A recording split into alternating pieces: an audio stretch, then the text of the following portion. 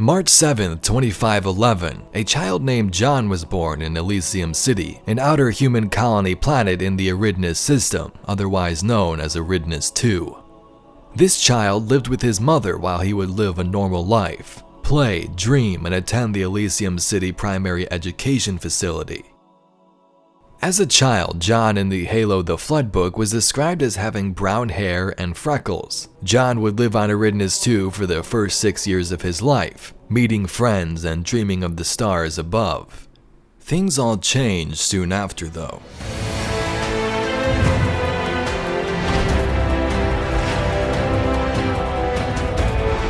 When John was 6 years old, Oni agents would begin abducting subjects for the Spartan 2 program, a top-secret project created by Catherine Halsey to produce the most elite soldiers, ones who could fight back against the human insurrectionists and any threat that loomed on the horizon.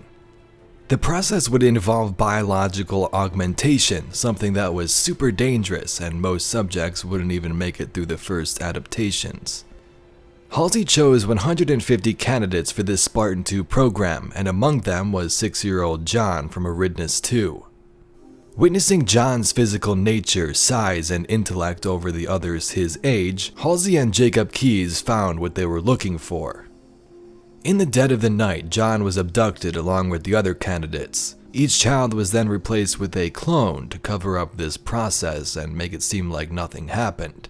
These clones would later die of natural causes while the actual human was getting augmented into a super soldier. John would spend the next 8 years on the planet Reach, training and becoming stronger, learning what it means to be a soldier. Upon arriving, this was when John learned his service tag, a precursor to the legend in the making. Stitched onto his new suit and clothes was the tag John 117. As John would train, Dr. Halsey and the leaders here on Reach would quickly see how much potential that he had. He was completing all of these tasks super easily and dominating the leaderboards across the group. From games of Ring the Bell to an extraction test in the middle of the woods, he had the potential to become a true leader. After those 8 years of training were up, it was now time for physical augmentation. At the age of 14, John would undergo the dangerous surgery procedures, ones that would make the last 8 years of training for nothing if it failed.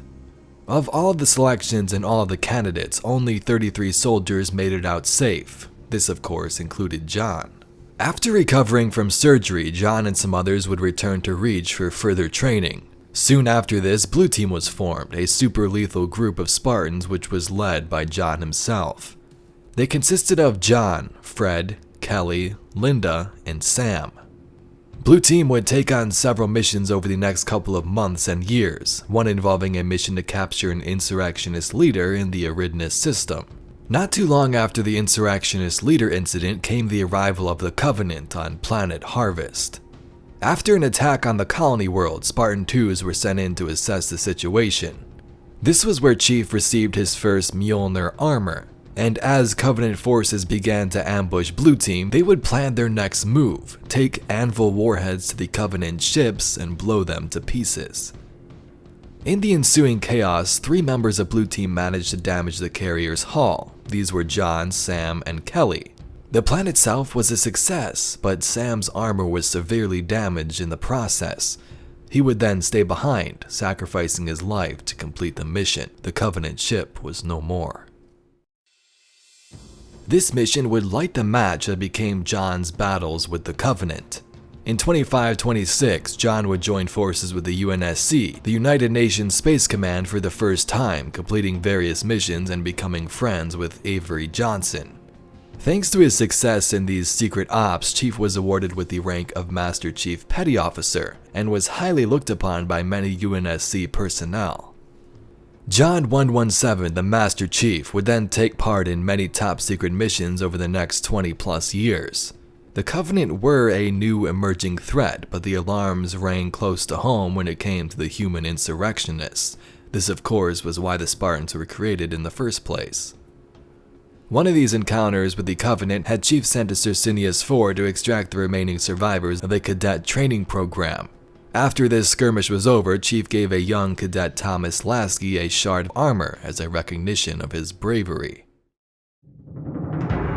July 2552, word of a Covenant invasion on Reach began making its rounds through classified UNSC networks. It was here on Reach where Chief's suit was upgraded to Mark V, the new and improved power exoskeleton suit issued to the Spartan IIs. Although Halo Reach, the game, told the tale of Noble Team who sacrificed their lives trying to save the planet and the package, Chief did also take part in battles on Reach as well. In various media, it's described how he was deployed in orbit of planet Reach, and when it was determined that the planet was lost to the Covenant, he made his way back to the UNSC Pillar of Autumn, a giant warship ran by Captain Keyes. Having been alerted of the package's arrival close to the Autumn, Keyes ordered a recon mission to pick up the new AI before the Autumn would depart the planet. This package, of course, was Cortana. Good to see you, Spartan. Halsey assured me I could count on you. Not just me, sir. They'll be remembered. Following protocol to not alert the Covenant of Earth, the Pillar of Autumn would enter slipspace, attempting to disappear without a trace. Turns out, they were followed. Escaping slipspace, the crew of the Autumn had discovered something breathtaking, an artificial ring world just outside the windows of their cruiser. It was beautiful, everybody took a moment to revel in its beauty, but things quickly took a turn when they learned the Covenant had followed them through slipspace and began boarding the ship. As this attack took place, Captain Keyes would order Chief out of cryosleep to defend the ship and also his AI, Cortana. And Cortana. Let's give our old friends a warm welcome. I've already begun.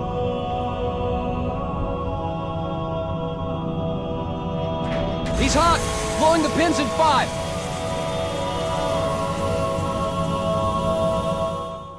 Not long after this, the pair would crash land on the ring world in a Bumblebee lifeboat as the Autumn would crash land somewhere else. This would kick off Chief's Halo journey as we know it back in Halo 1.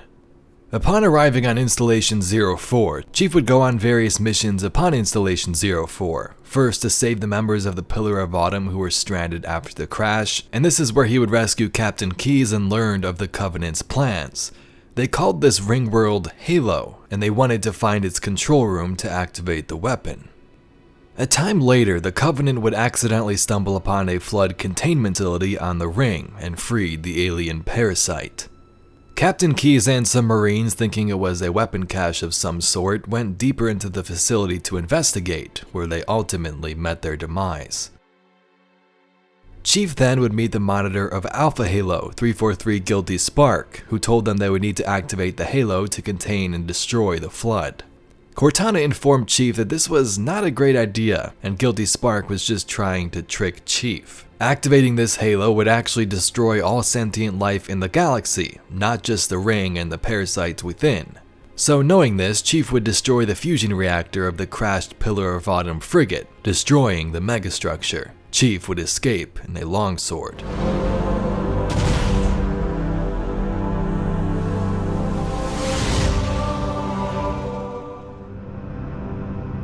Just dust and echoes. We're all that's left. We did what we had to do for Earth. An entire Covenant armada obliterated, and the flood. We had no choice. And it's finished. No, I think we're just getting started. After the events of Halo 1, Chief escaped a Covenant flagship and met up with some old friends, including Staff Sergeant Avery Johnson. The group would then work together to take control of a flagship from the Covenant and then would return to Planet Reach, searching for any Spartan survivors and also Dr. Halsey. At this point, the Covenant had learned of Earth's location. Blue Team came together in an effort to stop the Covenant's advance on the human world. And with the Ascendant Justice, the carrier which they just took control over, they would crash it into the Covenant fleet, annihilating over 490 Covenant ships in the process. With the threat near Earth imminent, Chief and Blue Team would return home to take on the battle near the front lines. Aboard Cairo Station, Chief and Johnson would attend an awards ceremony with Miranda Keyes, the daughter of Captain Keyes. Here, Chief would also receive his Mark VI armor, another upgrade over this previous suit. This celebration was quickly cut short as the invasion of Earth began. Chief departed the station to give the Covenant back their bomb, damaging much of their fleet that was in orbit.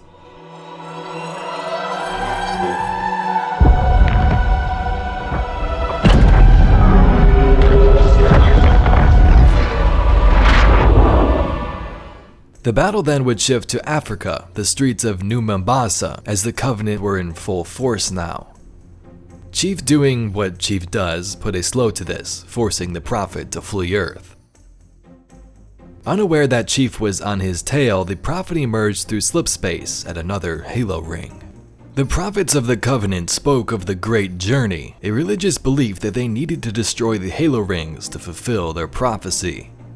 Recognizing how dangerous this could be, Chief was sent out to stop regret and end things once and for all.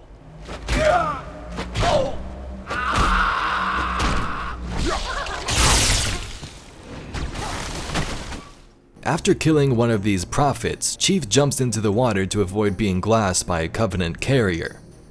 At this exact moment, he was dragged into the deep by the Gravemind, the being that controls the flood. This is a big turning point where Chief meets the Arbiter, a ruthless Covenant warrior who was sent out to kill the heretics. In the clutches of the Gravemind, the Arbiter learns the Great Journey is a lie and decides to side with the Master Chief to stop the firing of Installation 05. At this moment, the Gravemind would send Chief and Arbiter on their separate ways to complete their tasks. During this impending chaos, Chief would battle the Covenant, the Flood, and now the Brutes, who the remaining prophets granted control before they tried to flee. The elites could no longer protect them. Coming up with a last-minute plan, Cortana decides to stay on High Charity to detonate the Inamber Clad, the ship they used to get there in the first place. Chief would then board a dreadnought to finish the fight, finish what they started. Meanwhile, the Arbiter and Johnson would try to stop Tartarus from firing the ring with the activation index. Blinded by the faith, Tartarus forces Keys to activate Halo. Arbiter defeats him and Miranda happens to grab the index just in time to stop the rings from firing. However, upon this point, Guilty Spark alerts them that their failsafe protocol is activated, causing the installation to send a signal to the rest of the Halo arrays, putting them on standby for remote activation at the Ark. With the situation safe for now, Chief would aboard this dreadnought and fly towards Earth. Master Chief, you mind telling me what you're doing on that ship? Sir, finishing this fight. Luck.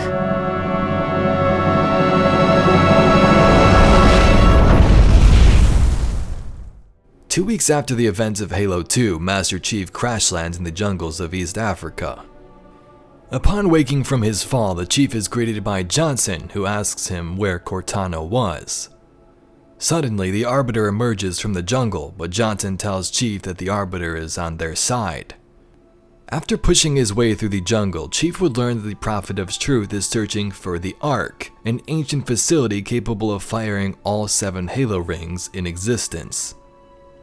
After rallying air forces to put a dent in the Prophet's ships, a slipspace portal was activated, which the Prophet then flew his ships through.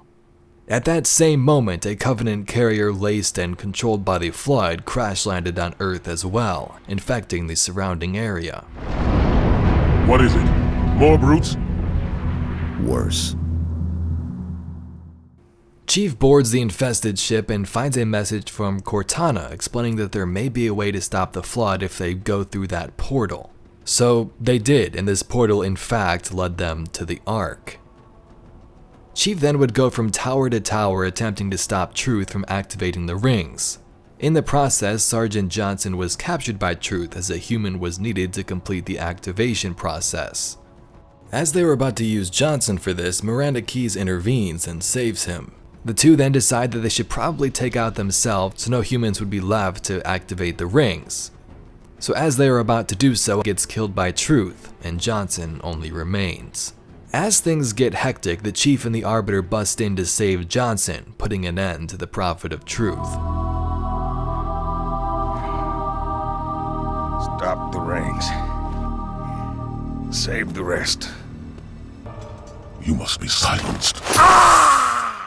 A new threat would emerge though, another Halo ring being created at the Ark, a replacement for the first one that Chief had destroyed. The plan now was to activate this ring before it could complete and wipe out the remaining Flood threat in the galaxy. 343 Guilty Spark, now having a Halo ring again, wanted to protect this one, so he killed Johnson. The Chief jumps in to take out the Monitor and heads for the Forward Unto Dawn with the Arbiter as the ring prepares to crumble. They do manage to successfully make it inside and are split when the ship is torn in half.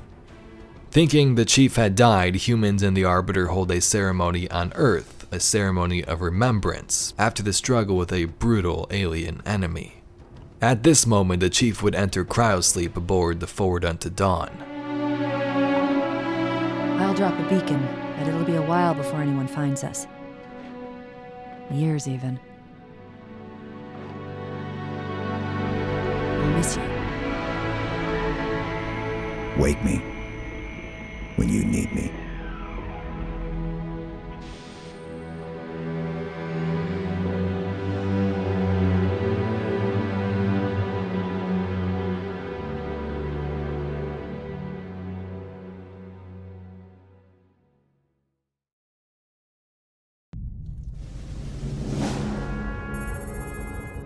In 2557, the back half of the Forward Unto Dawn arrived in orbit of a Forerunner shield world called Requiem. After unthawing from cryosleep thanks to Cortana, Chief would find who else but the Covenant on board and outside the vessel. Detonating a nuclear bomb, Chief would manage to destroy a giant Covenant carrier before being sucked into the Forerunner shield world.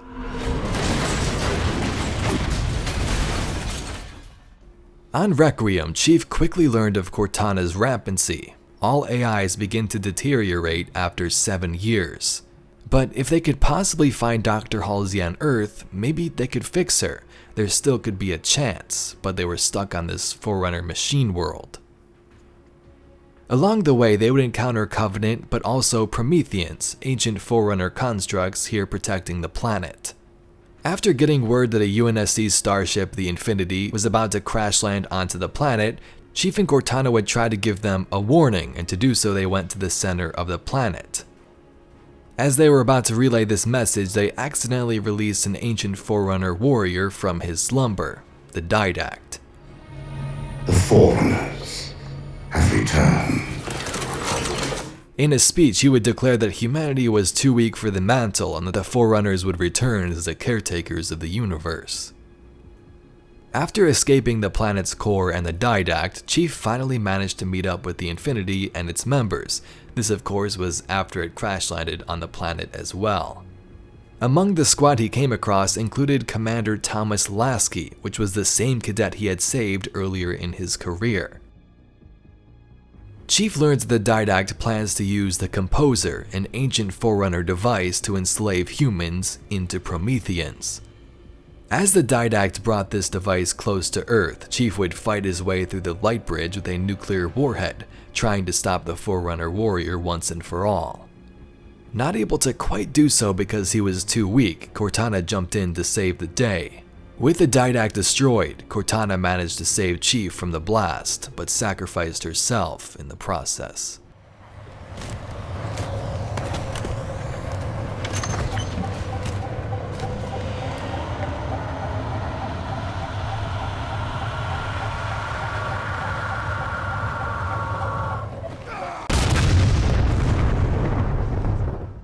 Adrift in space, the Master Chief would be found by the UNSC and returned to the Infinity, where he would think about the loss of his closest friend.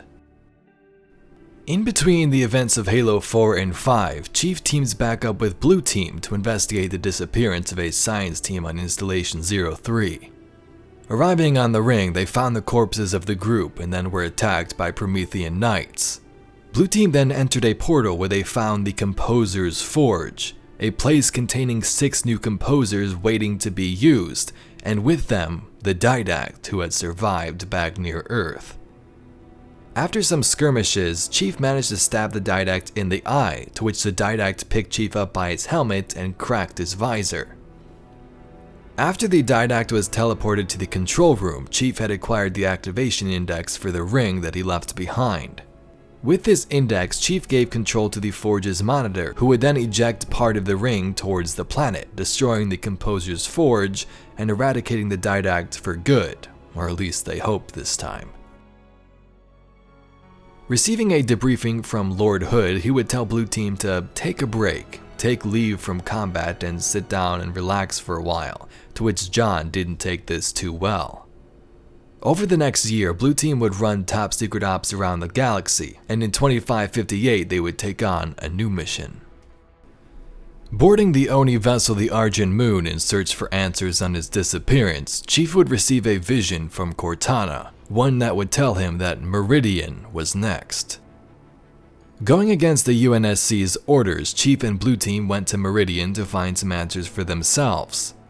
The next day, the UNSC would declare the Master Chief AWOL and sent Fireteam Osiris led by Jameson Locke to recover them. On Meridian, Blue Team and Fireteam Osiris would meet each other while descending into the planet. Locke confronted Chief, saying that Cortana is his problem now and that he should stand down because they were sent there to retrieve him. That didn't go so well.